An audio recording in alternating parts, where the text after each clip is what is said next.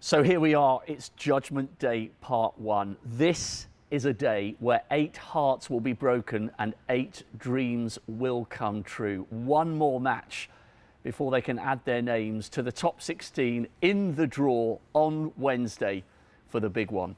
Dave Hendon has joined us from the commentary box. Dave, there's such a sense of anticipation today, isn't there? It is such a huge prize.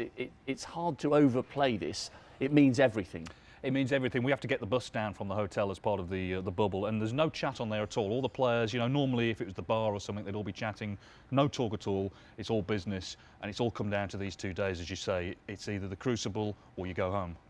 Now, before we get into the nitty-gritty of today's matches, a roundup from last night. I thought Dott looked fantastic. He is definitely a bogeyman potential in that draw because he's had a great season.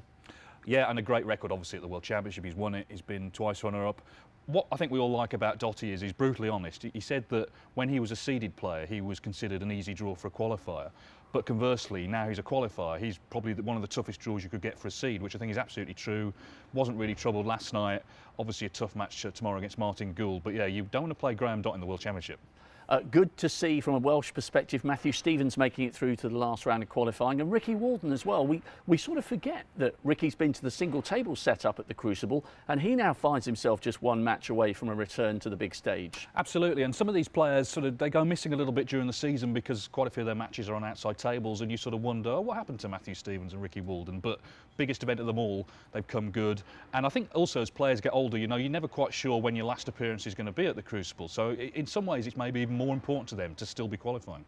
Right, all the action live on Eurosport. We're looking forward to it. Here on table 1, Kurt Maflin and Matthew Selt. It's been a while for both of them. How do you see this one going? It's a tough match to call. I spoke to Matt yesterday. He was very excited to be on the main table first of all. You know, he's got a bullish character, isn't he? He sort of loves the attention and the environment here. Yeah, it's a tough one. They're both very attacking players. I think Selt possibly, you know, would edge it on the tactical stakes. Could be close. Remember now it's best of 19 as well, so there's going to be a halfway position. And as we know at the Crucible, a lot of the skill of getting through a World Championship is how you cope with what the position is after the first or second session.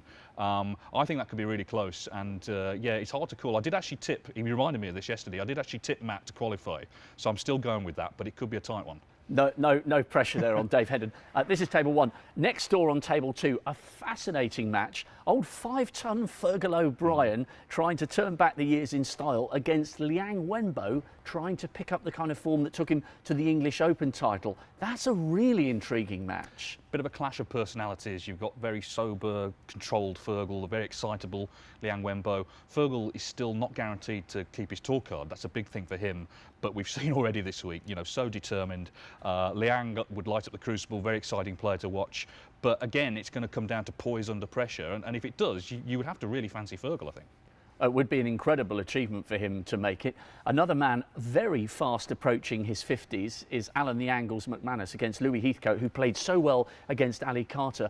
I can't wait for that one. And if the Angles makes it, he'd be the oldest player to appear at the Crucible since Davis back in 2010. That would be quite some achievement. But Heathcote has played brilliantly this week. Well, Alan likes a stat, so we'll be interested to know that. Yeah, Louis Heathcote, I don't think that many people really gave him that much of a chance to, against Ali Carter with all his experience, twice finalist. Played really well. He didn't just win, he played really well. Has every reason to be confident. Another interesting clash, of generations. We've got a new player coming through. Alan's been on the tour now 30 years. Again, if experience is going to count for anything, obviously it favours Alan McManus. But in these long matches, what you often see is one player or another gets on a purple patch. And if Louis Heathcote can start scoring, then I think Alan's got a few problems there. Great stuff. Thanks very much, Dave. We will be in very safe hands with you over the next few hours. It's our first Judgment Day.